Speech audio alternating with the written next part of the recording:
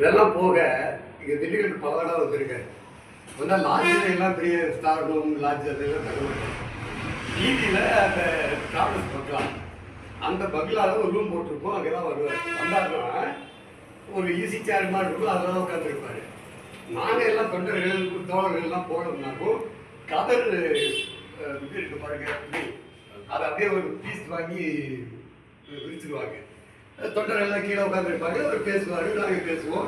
எல்லாருடைய கருத்துக்களையும் கேட்பார். ஏசின்னு ஒரு இடத்துல கூட இருந்ததில்லை.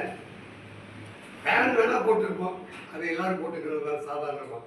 ஏசி ரூம்லாம் அவர் கேட்டதில்லை, ஏசி கார்லாம் போனதில்லை. இந்த பொறுக்கி பையன் சிவா யாரும் ஒரு பொம்பளை பொறுக்கிக்காங்க. ஒரு சசிகலான ஒரு பொம்பளைய கட்டி பிடிச்சு போஸ் கொடுத்துருவேன். இவருக்கு என்ன தெரியும் பெருந்தலைவர் காமராஜரை பத்தி? அவ்வளவு எளிமை சொன்னா அவ்வளவு எளிமையானவர் காமராஜர். சாதாரண உழவுதான். அன்னைக்கு சொன்னா கோழி பிரியாணி கோல் பேக் சிகரெட்டு பிடிப்பாரு காமராஜர்னு சொன்னா. என்னைக்கு நாங்க பார்த்ததில்லை, அவர் கோல் பேக் சிகரெட்டு பிடிச்சு பார்த்ததில்லை.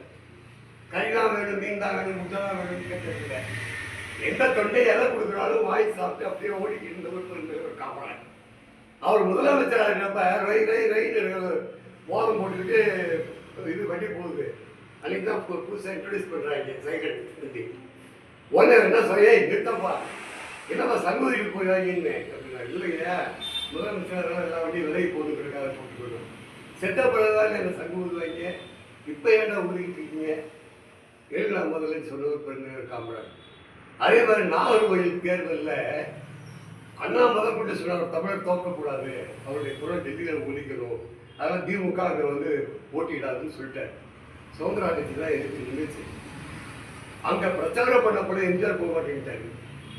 அங்கே பிரச்சாரத்துக்கு போனது கருணாநிதி ஒரு நாள் தான். போய் என்னென்ன பெருந்தலைவரை பற்றி கேவலமாக பேசணுமோ அவ்வளவும் பேசினார். அதையெல்லாம் தாண்டி இன்னொன்று சொல்ல போனால், பெருந்தலைவர் காமராஜருடைய காலத்தில் வாழ்ந்த எங்களுக்கு முதல் அரசியல் எதிரி கருணாநிதி தான். ஆனா அதுக்கப்புறம் நம்ம பாத்தீங்கன்னா திடீர்னு பெருந்தலைவர் காமராஜர் இறந்த உடனே வந்து குதிச்சாங்க. குதிச்ச உடனே டப்பா கட்டி வேஸ்டி கட்டெல்லாம் கட்டிட்டு பூரா காடை கடந்த இடத்த அப்படியே பில்டோசர் வச்சு எடுத்துட்டு அதை கொண்டு வச்சு எரிக்கணும்னு சொல்லி இன்னமும் இப்போ தான் காமராஜருக்கு அவருடைய இறுதிச் சடங்கு செய்ய அது புறத்த மாதிரி அவ்வளவு ஆக்ஷன் கொடுத்து பல காங்கிரஸ் தொண்டர்கள் கருணாநிதி மீது திரும்பியதற்கு காரணம் அவருடைய இறுதி சடங்கிலே கலந்து கொண்டு இவர் நடிப்பு தான். இன்னும் பேசணும்னு சொன்னா ரொம்ப கேவலமாக வரலாற்றை எடுத்து நாங்கள் பேச ஆரம்பிச்சோம்னு சொன்னா திமுகவின் வரலாறு